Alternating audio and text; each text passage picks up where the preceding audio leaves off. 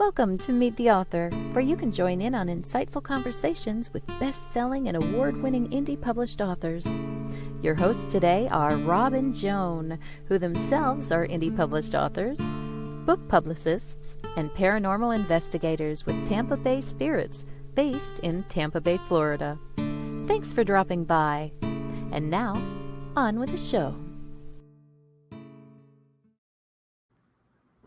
Hi, I'm Rob. And I'm Joan. We're really glad to have you here tonight. We're looking forward to being live again real soon. This is another pre-recorded evening with you all. We're missing our audience and can't wait to see you back here quickly. This is a brand new episode, folks. You haven't seen it yet, and we're welcoming a return of authors Caleb and Linda PIRTLE. And without much ado, let's bring them in. Hello. Hello. How is everyone? Good. We're really well. How about both of you? Good. Doing well. We're really glad to have you back on. We enjoyed having you on before and couldn't wait to have you on again this time. What's new in your life? Who's that? This is Piper, and she wants to be in the middle of everything. So She is Beautiful. beautiful. thank you. She disappeared. She's camera What shy. a beautiful colored poodle. Yeah, she's party colored. Yeah, I love her color. She's amazing. We love poodles. Well, we're kind of partial to them ourselves. This is our third one. We have a rescue this time. The last time we've had poodles before, but we got a rescue this time. So, Well, but there's she's black and white. my books too. So Oh, I know. They're not as pretty as Pupper, though. no, Really, At least they're not as pretty as she thinks she is. I think she may be more pretty than she thinks she is. She's a gorgeous dog. She really is. thank you very much, and thank you for having us today. We're Oh. always glad to sit down and chat for a while. There Yeah. you go. About books and with two of our favorite authors. So There you go. Thank you. Thank you. sort of be a We good are out. we are with two of our favorite authors. There you go. And you're both, we just love your writing. Caleb, you've written a lot of books, over 80, I think. Am I Somewhere remembering? close, but somewhere between 80 and 90. Yep. It's That's just what I like I thought. said, as soon as I realized I didn't want to dig ditches for a living, I decided I'd be a writer. Although ditch diggers make a lot more money. So, how old were you when you first started your first book? You know, I've been writing all my life. Didn't do the first book till probably around 1970. Okay. I was travel editor at Southern Living magazine at the time and had done a lot of stories on Callaway Gardens. So they wanted me to write a book on Callaway Gardens, the unending season. Then we did XIT, the American Cowboy. And so that's when I first started writing books. But I've written newspaper and magazine articles most of my life. And haven't you written scripts? And have written a couple of film scripts. Yeah. One for TNT television and a miniseries for CBS. That's amazing. What was the CBS miniseries?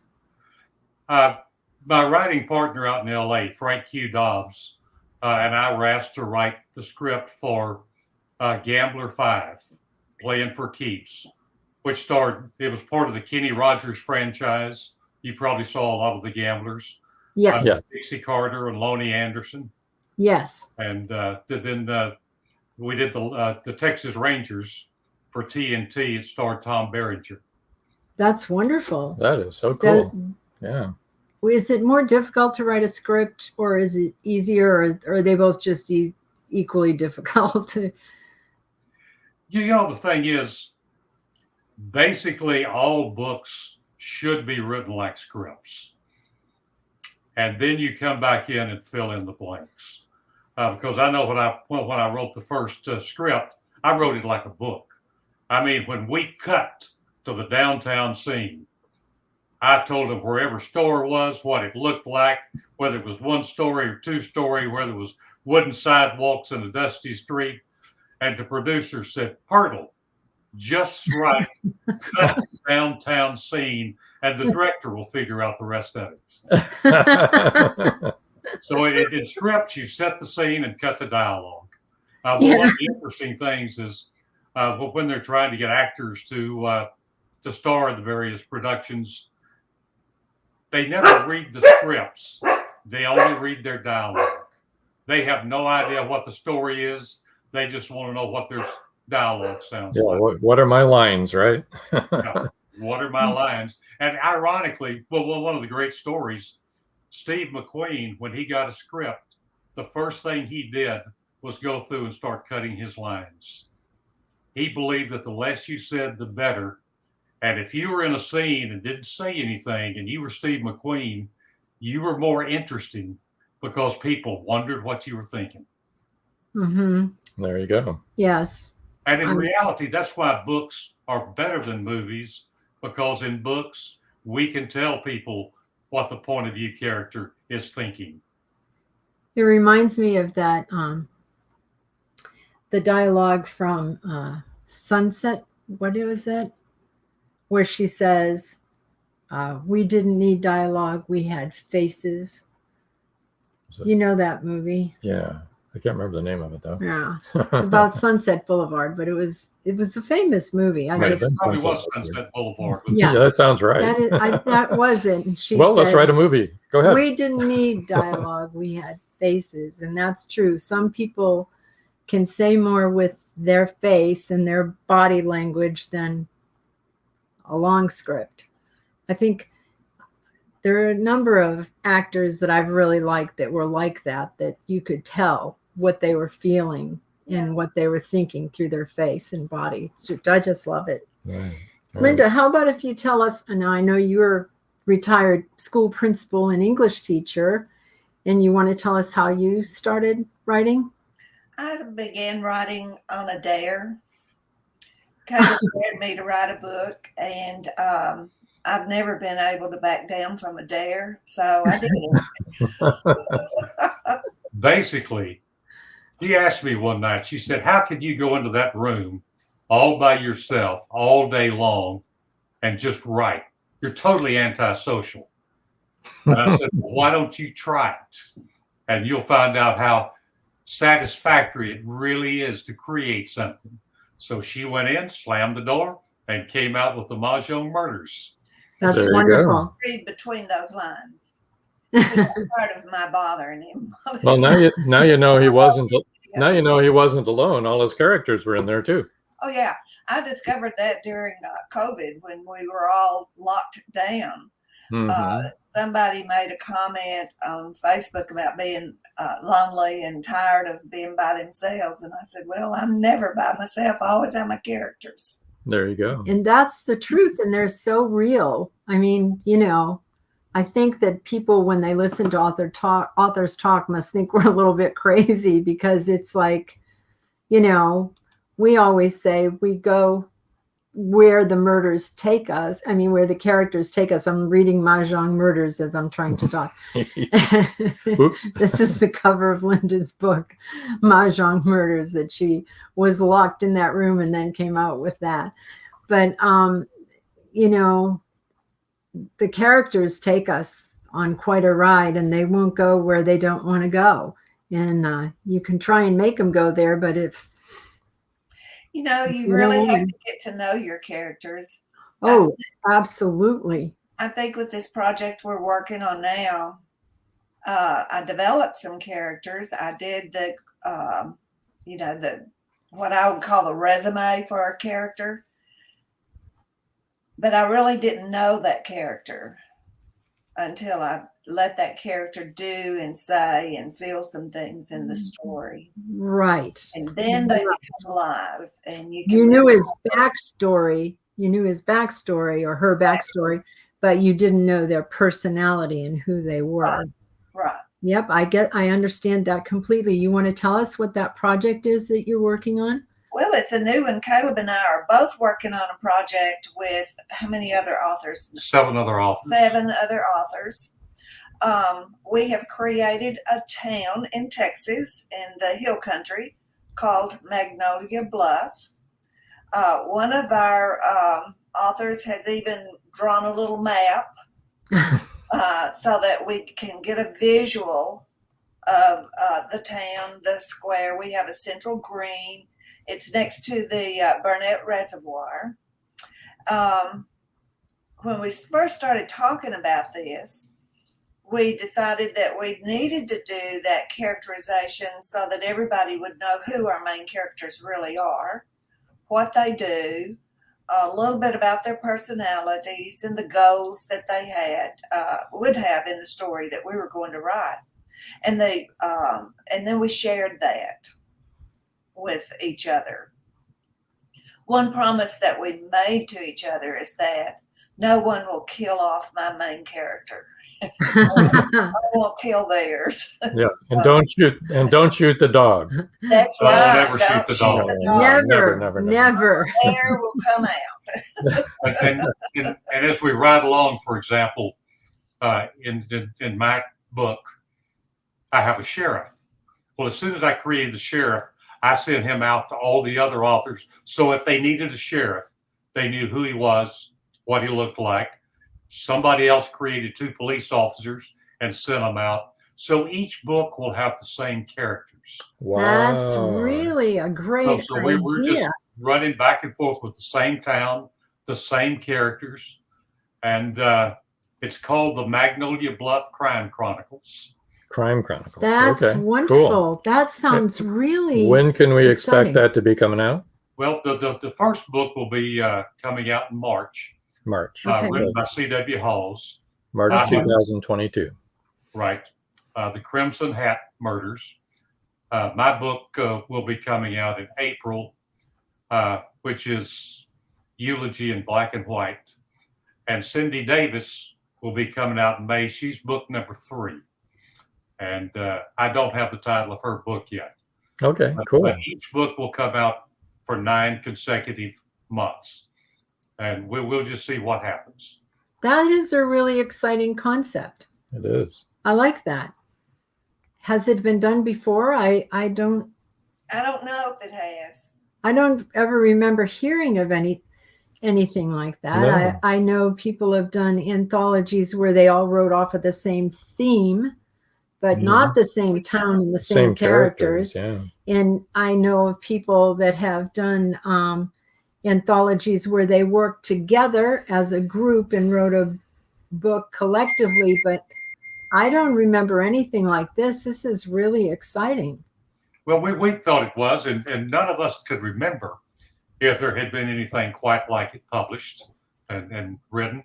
So we thought, this is brand new. It's a new idea. And the wonderful thing about the digital world of publishing, if you come up with a new idea, you might as well try it out. It just might sell. Yeah, There you go. yeah. I think it's really exciting, and it'll be really interesting to people because you've written series, and people always want to know when is the next book coming out. Yeah, they like the characters. Yeah, and they want to know.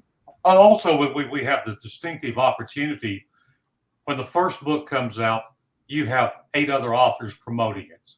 The same way about each other book. So you don't feel like you're an author sitting there alone on an island and you're the only one who has a book to promote. You have a whole bunch of people who occupy that same island, and we're all trying to help each other out. That's awesome. You and I have discussed writing is a cooperative venture. It's not a competitive. Well, another unique aspect of this project is that no 2 authors, with the exception of maybe cozy mystery, write in the same genre. So we'll really be pulling things from that little community that are totally different. Right. So it will be more like a real town because not everybody in a town are all the same or think the same or. That's true. So you're going to really flesh out this town, Magnolia Bluff. That's right. We have a coffee shop. We have a little downtown cafe. One of my characters has a beauty salon called the Head Case. We have courthouse. One of my characters is the head librarian, so we have a library. A newspaper office, police station. We have a bed and breakfast, and we have a lounge that's kind of on the edge of the county line. You know, Okay. really happen. So one of the authors has written a lot of fantasy, sci-fi. One of the authors is Jim Callan, and he has a Father Frank series, and he's going to have Father Frank in it. Awesome. I was teasing our pastor at our Presbyterian church in Tyler when we lived down there. We attended. We're really good friends with him. And I said, you know, you are going to be in my book, so I surely hope you like your character, and I'll try not to kill you.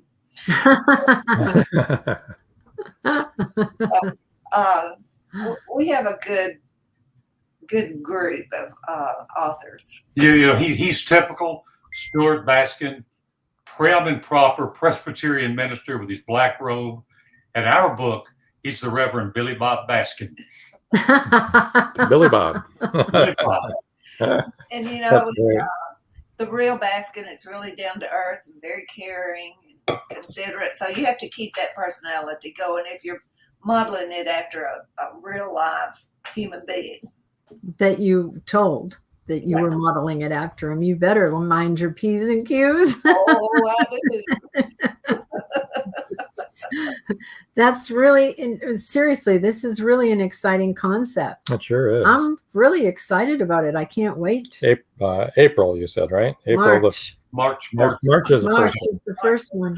Yours comes out in April. Mine's in April. You're right. That's really exciting. What we've done, if I pull another author's character into a scene, then I send that scene to that author to make sure that I'm staying true to that character. Good. And also, you're going to need to mesh it up with the timeline too. You don't want to never cross the streams. Yeah, right. That's correct. Yeah, well, it's just like Reverend Billy Bob Baskin. You wouldn't want to have him in one book bald-headed, and in the next book with brushy white hair, and the next book with slick black, greasy black hair. Exactly. Right. You also wouldn't want him cantankerous and grumpy and cheery and helpful in another book. So, yeah, it does. We're trying to stay true to our characters, and it was one of these things that when we first started it, it's kind of like going to the pool to swim, and everybody was a little unsure about sticking their toe in the water. Yeah. What's going to happen next? Yeah. And probably by now, I know at least a half a dozen of us are planning on doing our second book in the series. So that's great. Magnolia Bluff may live beyond 1 year. That's really exciting. Yeah.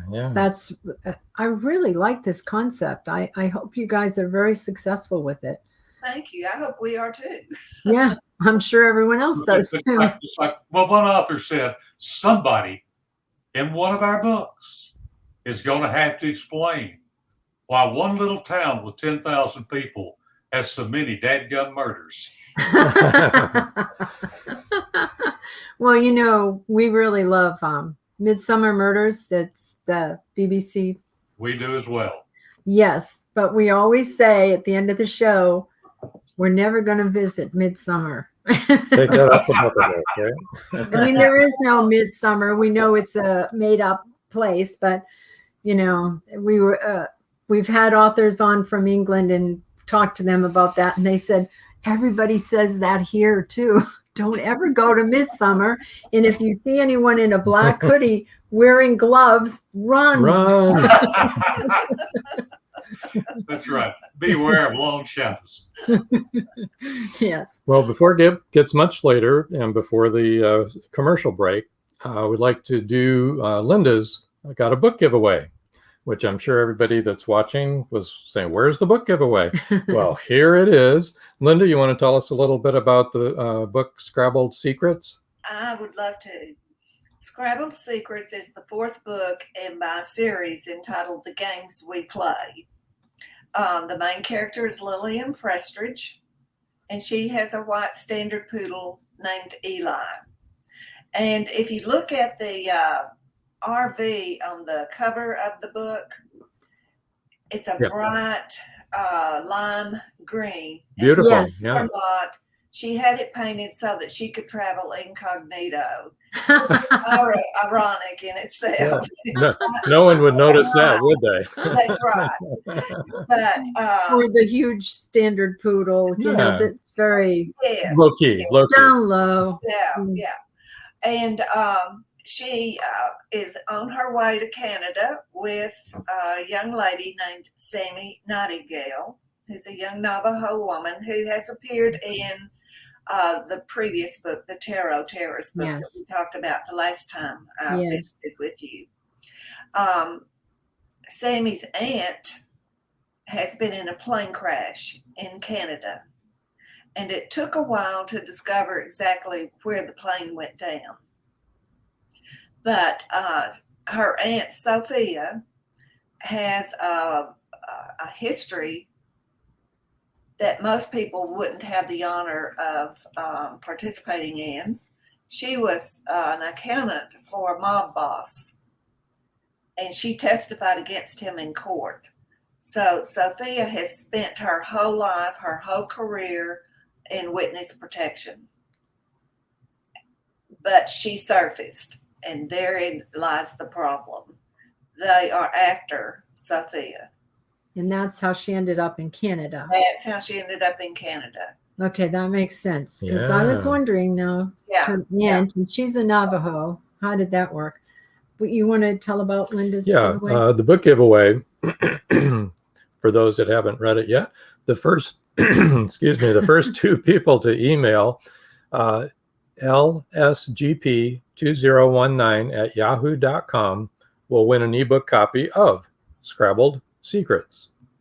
Okay, so let's just repeat that. The first two people to email lsgp2019@yahoo.com will win an ebook of Scrabbled Secrets. And those of you who are living Hopefully and all of you listening, hopefully. Oh, well, we'll let the dead listen to. They can listen to all those who are living and listening in foreign countries. You can run to your keyboards now and type your little fingers away, because you can win an ebook too. And we have listeners all over. Yeah, and Linda will make it happen for you. Yes. I certainly will. Lillian and Sammy, and here's where the Navajo and the Native American comes into the story. To make their escape, they go from one reservation to the other. And you would be surprised at the small tribal reservations between Canada and Texas. And they follow the Underground Railroad that many of the slaves escaped from the South. Very interesting. That's really interesting. That sounds really great. It's pretty exciting in places. They run into some trouble. Yeah, I'm sure that they do along the way. I wanted to let you know about their website also. Their website is calebandlindapirtle.com. And so I'm going to spell this now for all of you that are listening. CalebandLindapirtle.com. Yeah, and go there. You've got a lot of sections in that. You have the book of the moment, author of the week, other articles, right? That you put out on a regular basis. Very interesting. Yeah, we write our columns, but the key is to help other authors promote their books. Right. Caleb and Linda are some of the biggest Huge supporters support. of authors that I've ever heard of. And go to their website, you won't be disappointed. And that's the truth. And they are so supportive of other people. Here we have Caleb's Facebook, Caleb J. Pirtle. That's self-explanatory. Linda's Facebook, linda.pirtle.10. Caleb's Twitter at Caleb PIRTLE. Linda's Twitter at Linda PIRTLE1. And Caleb, we'll do your email when we do your book giveaway. Right. Are there any of your other books you guys would like to talk about in this first half of the show? No, but I will add something to Scrabble Secrets. Usually an author never knows what's going to happen, even though they plot it out nicely sometimes, as Linda does. They never really know what's happening. Right. I'm in my office writing, and all of a sudden I hear a scream. I come running in, and I asked Linda, "What's wrong?" She said, "Look at here. The Native Americans had an underground railroad." Which is an absolutely perfect transition for the escape. Never aware that it happened until she was 50% of the way through the book. Those wonderful little surprises is what there you go about the work. Just learn so much when you begin your research. In every book you write, you're going to have to research. Yes, I agree. Actually, it's what I like to do the best. I love doing the research. I love it. I've always liked history, so I've always liked reading about history, and now researching. I love going down. I've been researching for years about Jezebel, from the Bible. And it's very hard to find accurate information. I want to do being the Jezebel that we all know about. I wanted to find out what got her there, okay? And she's a Phoenician, born of the king and queen of Phoenicia, who were the high priest and priestess of their god. And the way she was raised was so different than the way the Israelites raised their children. Queens actually had an equal say to kings, which we all know that did not happen in Israel. And it was fascinating to me to see the different things, but also it's very difficult to find out all the little nitty-gritty things you want to find out about the way that they lived and the clothing that they wore and how the jewelry was, and what their houses, and in their case castle, would have been built from, and how they were built, and how many rooms, and where their servants lived. And that's what I like digging out. And that you can't do on Google. That you have to go to universities and find professors who've studied that for years. or time travel back. Yeah, it's interesting you talking about her clothing and jewelry. Way back when I got started, I happened to have the opportunity to office with one of the great historians in Texas history, R. Henderson Shuffler. And Shuffler, who was well known all over the world as a historian, once told me, he said, the only true history book is a Sears and Roebuck catalog. The way it was. It has not yet been embellished by some author who's picked up by another author and decided to embellish it again. And by the fifth book, you're not for sure what they wore. That is so true. If you read the Sears and Roebuck catalog from the 40s, you would know what everybody had in their kitchen and wore on their back and had for Easter Sunday dinner, and how they dressed to go to the church on Sunday. That's the way it was.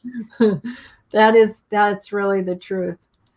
Don't you remember going through the Sears catalog and circling out what you wanted? And it was this thick. And then you went to the store and hoped that they had it. You can always get it from the catalog. Right. You want to take a break? I think it's about that. It's a good segue, I guess, at this point. And then the Sears catalog. Well, the Sears catalog. No, a word from Sears. We're going to catalogs. So everybody sit back, relax. We have another book giveaway coming up, and we're going to talk a little more in depth about some of Caleb's books as well. And so stay with us. At Indie Booksource, you can shop by genre or by author, and you will be buying direct from the author's main purchase link. We offer hundreds of titles in formats that include ebooks, paperback, hardbound, and audiobook. Support an indie author. Visit indiebooksource.com today. In a world where advancing technology is outpacing crime solving, the O'Rourke team continues their relentless pursuit of justice. BioPrints is the first book in the O'Rourke crime novel series where it's high-tech crime versus old-fashioned detective work. Visit carternovels.com or amazon.com and check out BioPrints today. 2021 just got better. Your favorite shows from WLFE DB Radio can now be found on Facebook Live and YouTube Live. Yes, we now video stream to both of those platforms. Search for your favorite shows like Where's My Sage, Inside the Drag Closet, Across the Pond, Everything Yet Nothing, Paratalk Radio, Step into the Paranormal, The Creepy Parlor, Just Cindy, and more. Now you won't miss an episode. Remember, follow Facebook Live and YouTube Live. Make sure you subscribe and follow your favorite WLFE DB radio shows.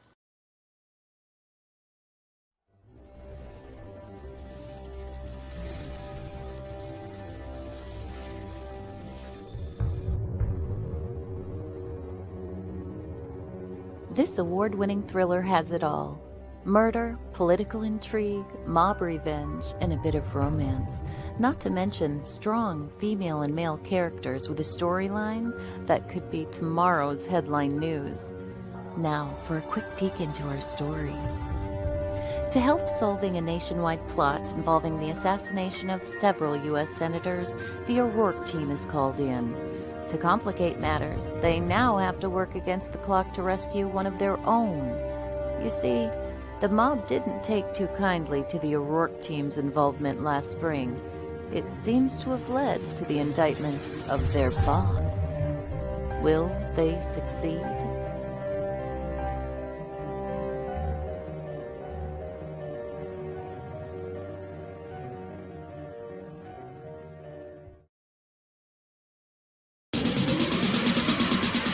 You're listening to WLFE DB Radio. Now, back to our program. Hello, we're back. Hi, we're back. That didn't take that long, did it? No. Glad you guys didn't leave. But I did like that video. Yeah, that's a good looking video. The clone drones The clone video? drones. Oh, thank you. Thank you very much. We did it ourselves. Well, wonderful. It's really intriguing. Oh, good. It's supposed to be. We love the voiceover artist that did the voiceover too. She's really good, Jenna Grover. If anyone needs her, you can find her on WLFEDB.com. Okay. She's good. So let's talk about you, Caleb. What is your giveaway going to be? My giveaway is going to be 2 ebooks of the first book in my Ambrose Lincoln series called Secrets of the Dead. And there we go. It's a historical thriller set back just prior to the days of World War II. And it's kind of interesting how Ambrose Lincoln came about. As I'm wont to do, I was up late at night, roaming through the channels, going from History Channel to the Discovery Channel to the Travel Channel.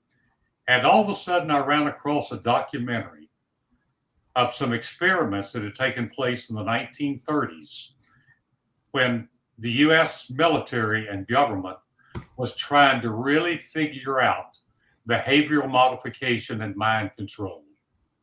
And they started out with a lot of volunteers. Some came from prisons, some came from the military, some came from asylums. But basically, they used hallucinogenic drugs and electric shock treatments to see if they could remap and reprogram someone's brain. And I was thoroughly fascinated. And I sat there and I heard a voice beside me that said, "That's me." And that was Ambrose Lincoln. He said, "They erased my memories. They took my mind away." And I said, "Why?" And he said, "Because they thought if you sent somebody behind enemy lines for any kind of secret mission, that if you had lost your mind and lost your memories, you weren't afraid. And a man who's not afraid can accomplish things that people with common sense wouldn't even try. So I said, well, how did you realize that they had done what they had done to you? He said, I went to my wife's funeral and I stood there above the casket and looked down into the figure of my wife in the casket, and her face was as unfamiliar as the face on a secondhand magazine. So I turned off the television, went and sat down to my computer. I knew it was going to be a long night. And so that was Secrets of the Dead, and then went on for 3 more. That's really Wow. sad to think about. Yeah, But I mean, we did do those kind of experiments. we did. So- And Yeah, and so many people don't know that. I know, And most right? people who read this think it's just abject fiction, but we did all sorts of strange things that Not just in the 30s. know about. Pardon me? I said we did things that the government would just as soon we didn't know about. Correct. Oh, Yeah. oh yeah, but not just in the 30s. I mean, Oh. I know of some things that went on in the 70s that you wouldn't believe.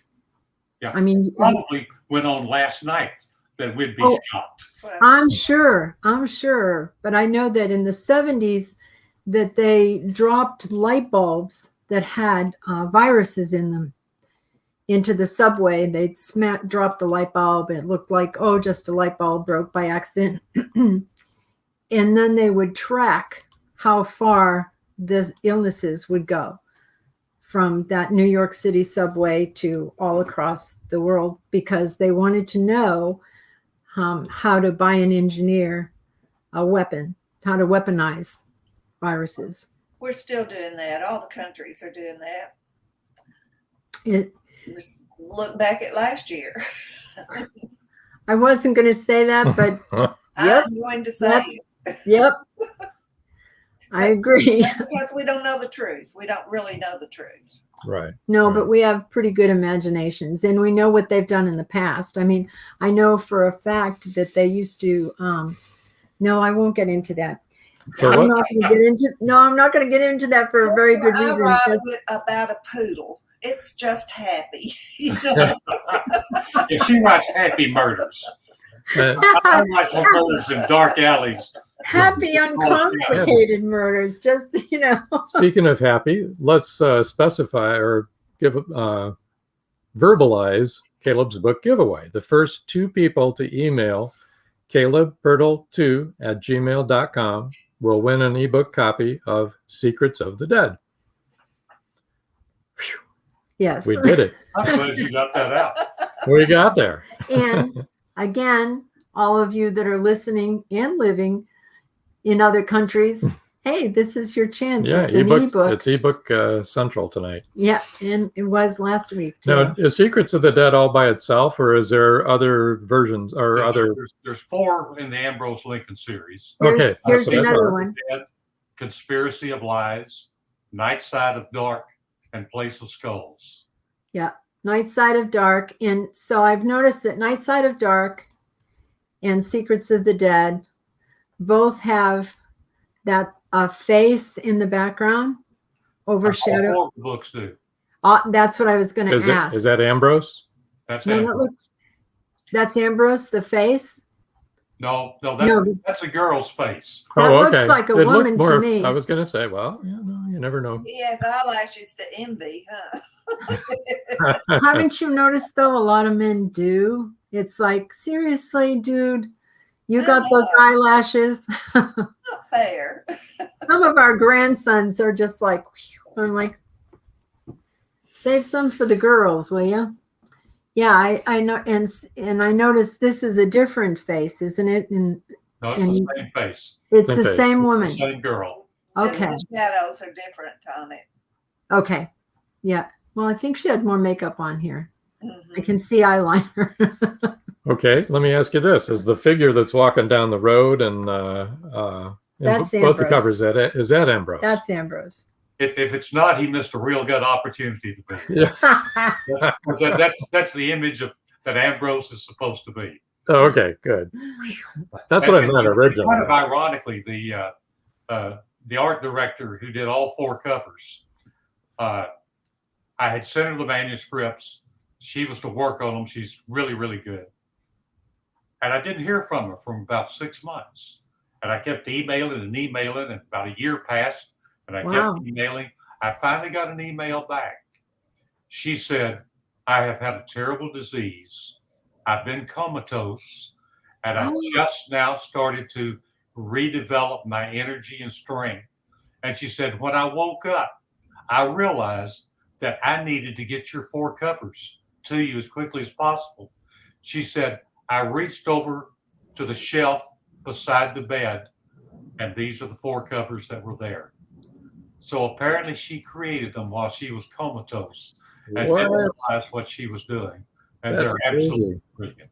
Okay, so let's put those up again because that's crazy. That's kind of sci-fi in itself, isn't it? It is. But, we're paranormal investigators, so It's happened. yeah, we kind of run into things like that a lot. A lot of things happen we can't understand. And Absolutely. if we understand it, we can't explain it. Right. And even if we think we understand it, I'm not 100% convinced we always really do. Yeah. I mean, we have DVDs that people are talking that aren't there. And we know they're not there because we are there. And we're taking we have digital recordings, EVPs. Recordings, yeah. And people will be talking that aren't there. And very clearly speaking, some of them, a lot of them not so clearly. And you might think you know who that is or what they are, but do we really? I mean, I don't know. Is it the entity? Is the entity a ghost of a dead person? Is it somebody from a different reality, from a different time and space continuum? It could be so many different. It could be an alien. Is it a spirit that would leave the world, or someone from a spiritual world, or someone in between? I think I hear one now. Sounds like a disembodied voice to me. I think we got our delivery. Anyway, the cue was absolutely perfect. Wasn't it great? Yeah. You heard the wolf howling and everything. Yes, that was. But I want to ask you a question that I've been on the back of my mind for a long time. Considering what you do, how come you haven't written a series based on ghost hunters? Oh my gosh!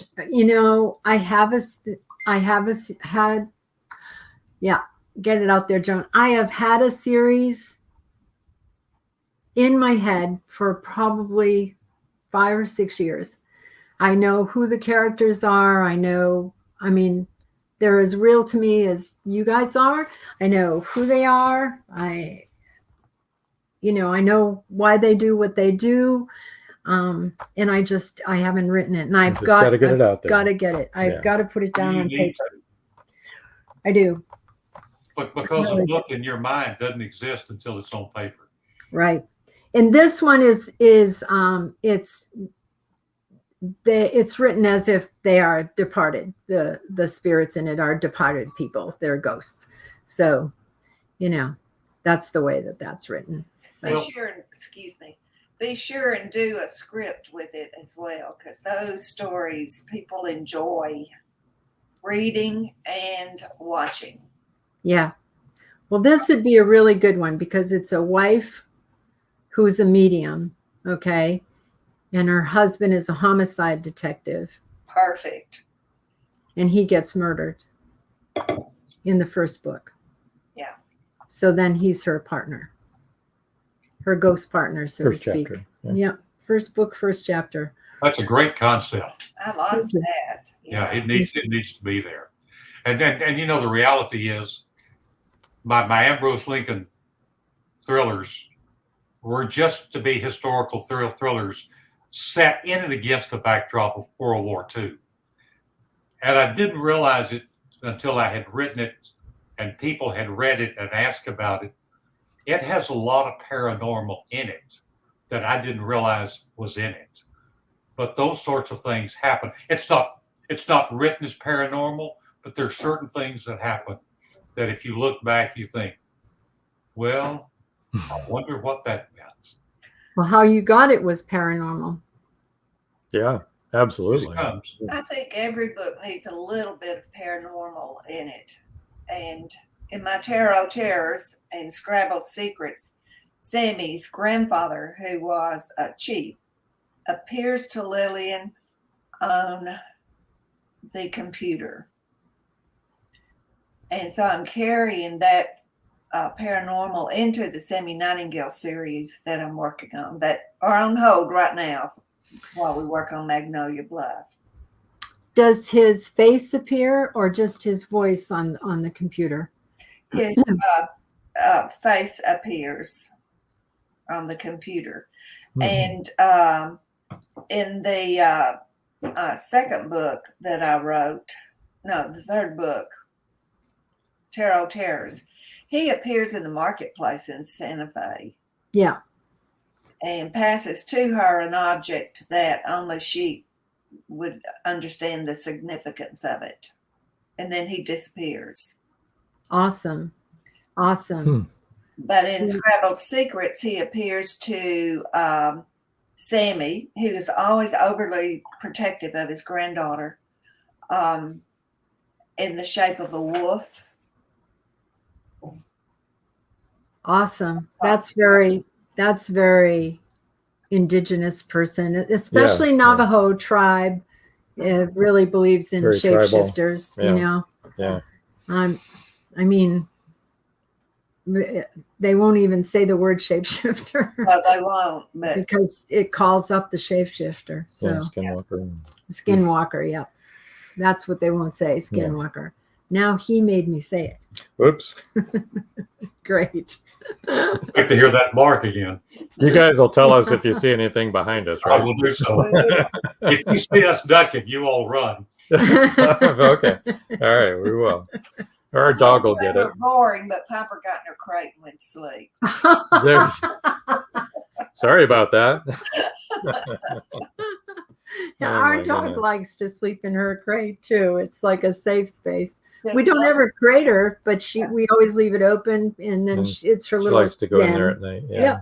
Spends a little bit of time here. Yeah. A little bit of time here, a little bit of time there. No, we never close the door. We leave it open all the time with cushy things in there, blankets for her to fluff up. So we got about 10 minutes. No, yeah, about 10 minutes left at the most. Lonely Night to Die. You want to mention a little bit about that one? That's the book that contains 3 novellas in it. Lovely Night to Die, Lonely Night to Die, and let's see, Lovely Night to Die, Lonely Night to Die, and Rainy Night to Die. And it follows. It's a modern day thriller series with a CIA operative assassin who's gone rogue because he and the CIA don't see eye to eye. And so he's one of these type of people who shows up to help people who don't know they need help, but in the process stays hidden from the CIA who's out to get him. So it's kind of one of those revolving thriller series. Interesting. That sounds really good. Yeah. And I'm now that I finished my Magnolia Bluff book, and thank God I'm just about to the end of the editing stages. As we all know, writing a book is wonderful. Editing a book will drive you absolutely nuts, and will certainly drive your wife over the cliff. Right. Yeah, because she has to edit it also. There you go. And it's not that she wants to edit it or needs to edit it. It's that you better make sure that if she edits something, it's corrected. Yes, what Linda has put on that paper. There you I like go. little notes in the margins. Are you sure? Sure you want to go there, right? So Caleb lives with his editor. Yeah. Yeah, so I'm now fixing to start the fourth novella in that series. So Okay. I'll try to get it out between now and when Magnolia Bluff comes out. That'll Cool. be great. People have that to look forward to. Thanks for sharing that. Mhm. I don't know if you heard Paul Hollis when he said that actually it was a meme that he put out.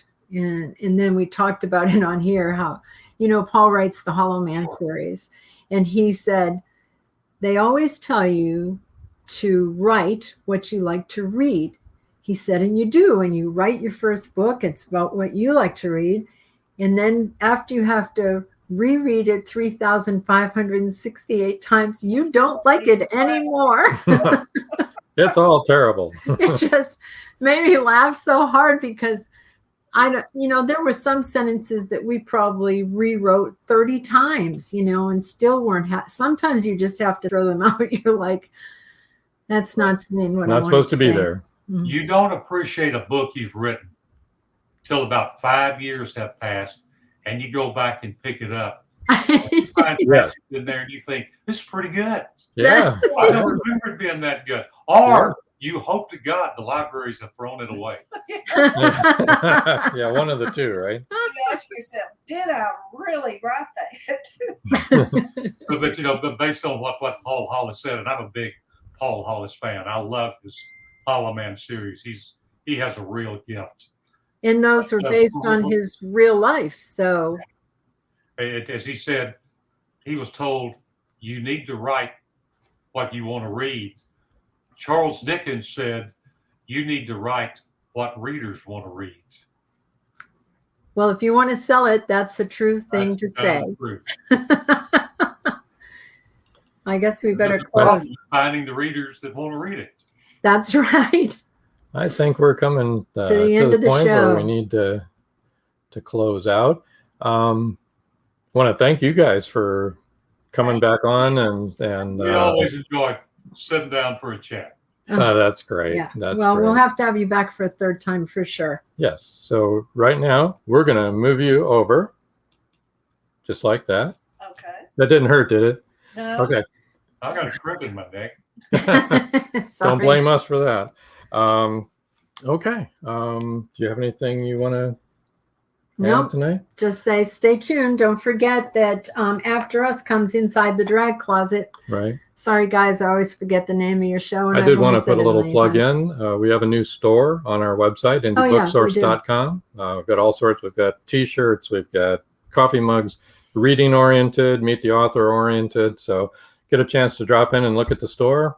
Appreciate some input. If there's other items that you'd like to see, we'd be happy to help you out with that. So I guess until next time. That's all, folks. Thank you.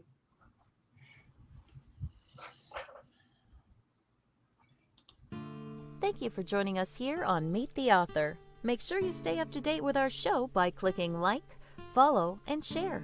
And you can find us on Spotify, iTunes, and more.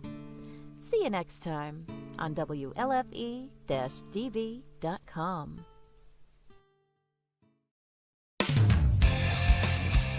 You've been listening to WLFE-DB.com, where our shows are your shows.